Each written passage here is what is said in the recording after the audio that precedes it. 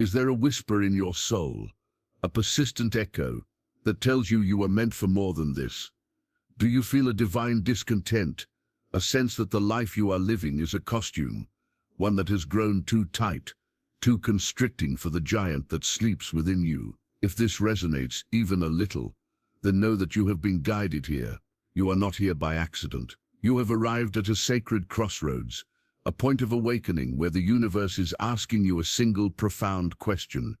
Are you ready to shed the skin of who you've been told to be and finally meet your true self?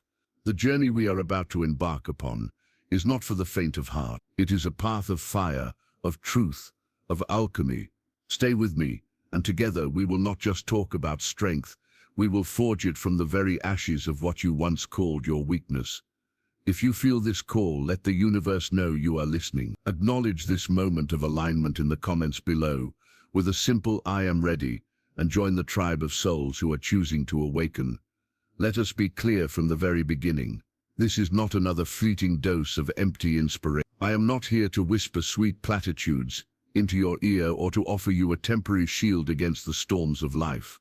I am here to hand you the hammer and the chisel, for you to shatter the very illusion that has kept you in prison. The weakness you feel, that nagging sense of being less than, is not a fundamental part of your being. It is a story, a powerful, deeply ingrained narrative you have been sold, and a story you have perhaps unknowingly sold to yourself over and over, until the lie became your identity. It is a complex system of agreements you made with a world that profits from your smallness.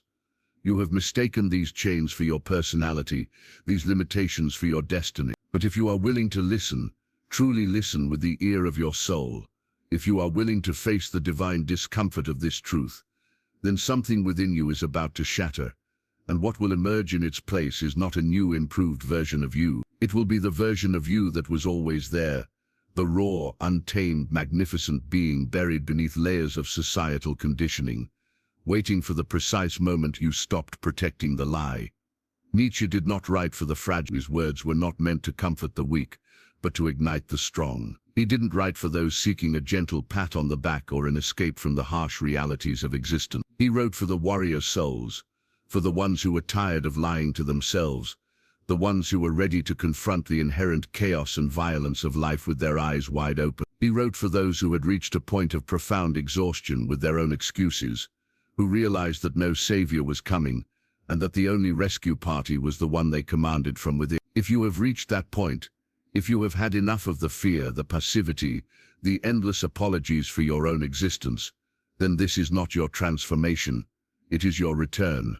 Understand this: your strength was never outside of you.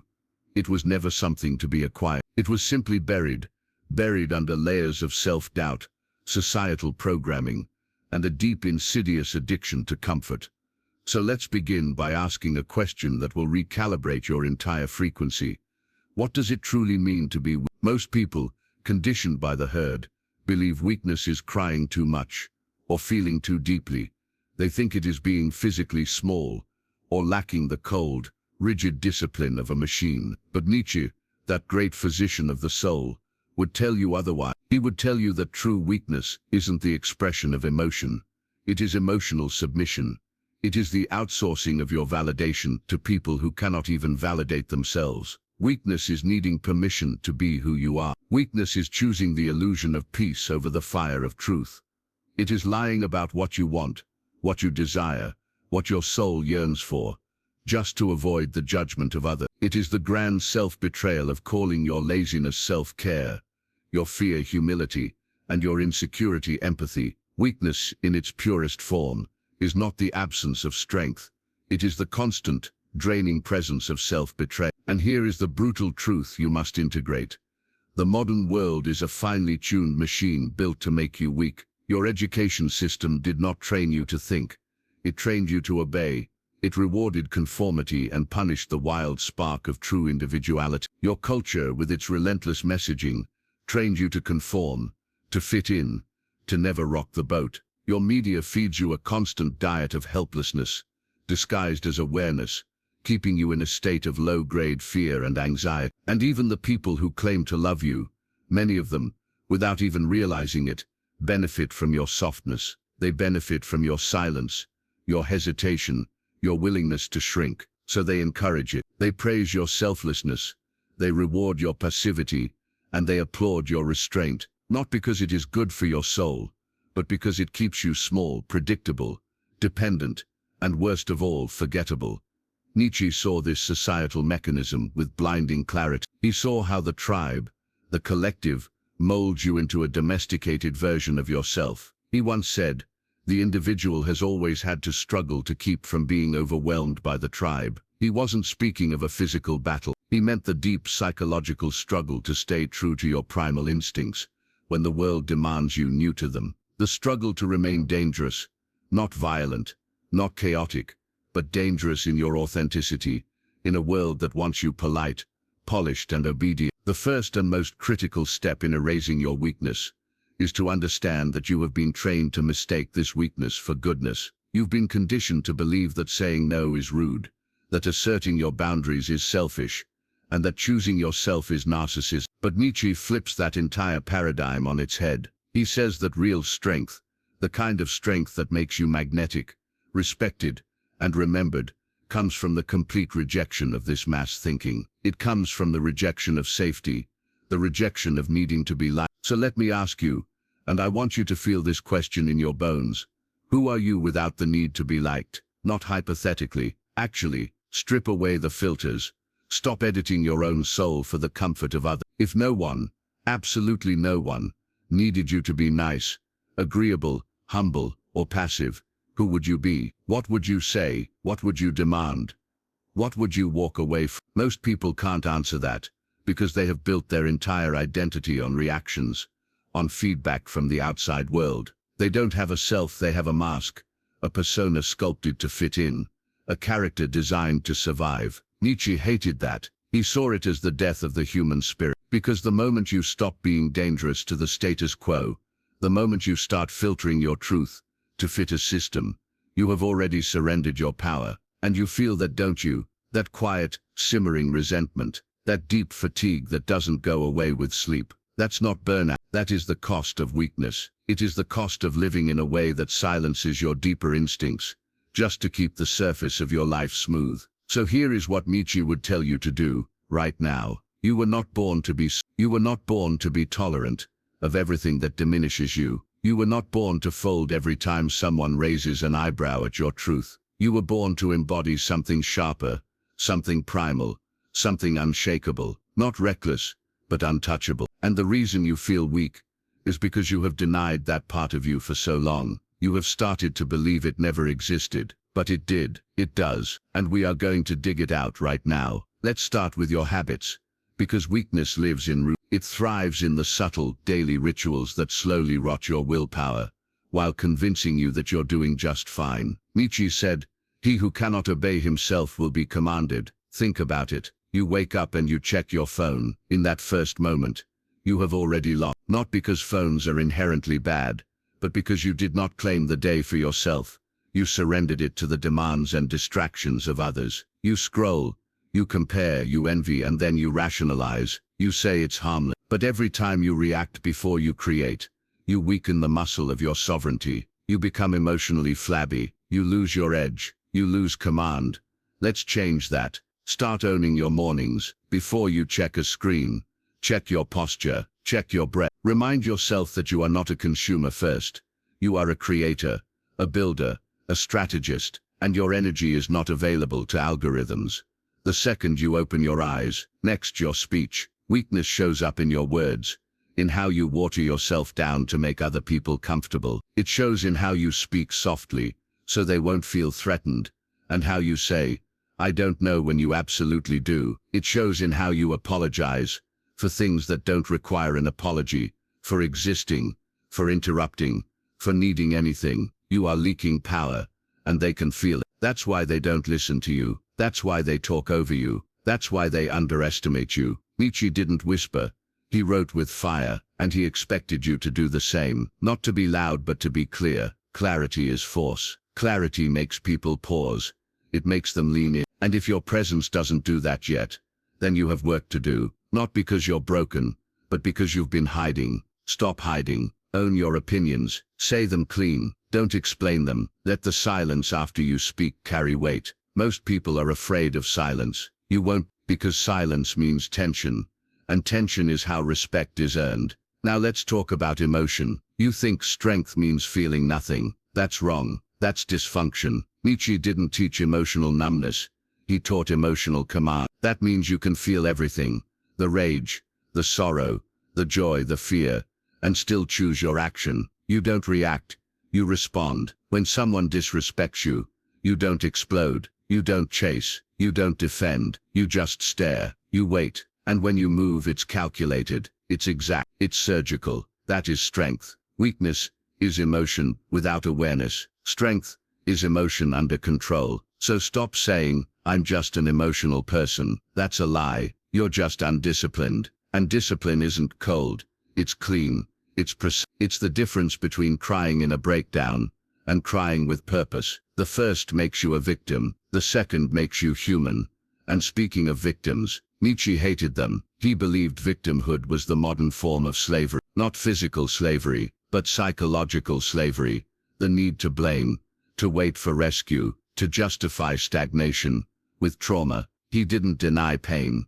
He denied passivity. So here's what you do. You stop telling your story like a tragedy. You stop reciting your traumas as your identity. You stop weaponizing your pain to get sympathy. You start transmuting it into steel. Because here's the truth.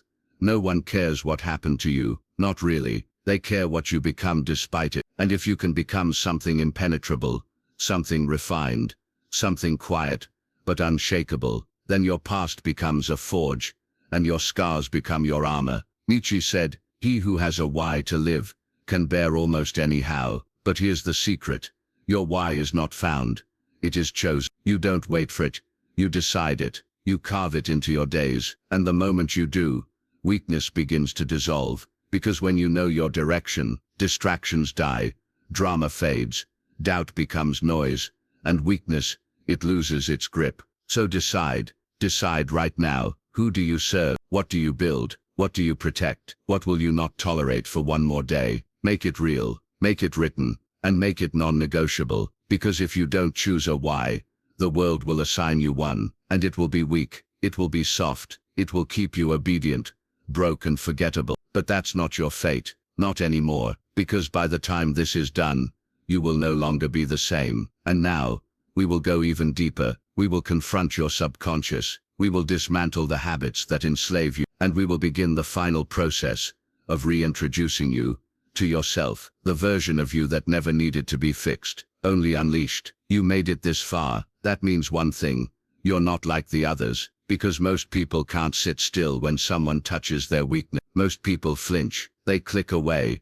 They chase another dopamine hit. They pretend they already knew this. But you're still here. And that means something in you is starting to wake up. Something old, something raw, something buried. Nietzsche didn't just write about power. He wrote about what makes men afraid of it. He knew that weakness isn't just physical or mental. It's existential. It's rooted in the stories you've accepted, the definitions you've inherited, the quiet agreements you made with fear before you even knew what fear was. And one of the deepest roots of weakness is the fear of being alone. Let's talk about that. You've spent your whole life trying to belong. School trained you to raise your hand for permission. Friends trained you to stay inside the tribe. Family trained you to suppress what's inconvenient. Relationships trained you to be agreeable, non-threatening, soft-edged. And slowly, you became addicted to not love, acceptance, the kind of dead passive inclusion that requires you to shrink, silence, and shapeshift just to be tolerated. But Nietzsche would look you in the eye and say, you must be willing to stand alone, utterly, completely, if you are ever to know yourself. Because the truth is, belonging has a price, and most people pay with their authenticity, with their strength, with their individuality. But not you, not anymore. You're going to unlearn the addiction to belonging. You're going to become someone who doesn't beg for a seat at the table. You're going to build your own table. And if no one joins you, good. More room, more space, more clarity. That's the first upgrade. Solitude over submission. Now let's go deeper. Why do you procrastinate? Why do you sabotage yourself? Why do you delay the things you know will make you better? Most people think it's laziness. It's not. It's a hidden loyalty, a psychological contract you made long ago to stay small, so others wouldn't feel uncomfortable. Somewhere in your past, you learned that shining too brightly made people pull away. You learned that power came with distance, that honesty came with punishment, that ambition came with loneliness. So you adapted. You learned how to dim, how to delay, how to talk yourself out of your own momentum, just to keep things safe. That's not laziness.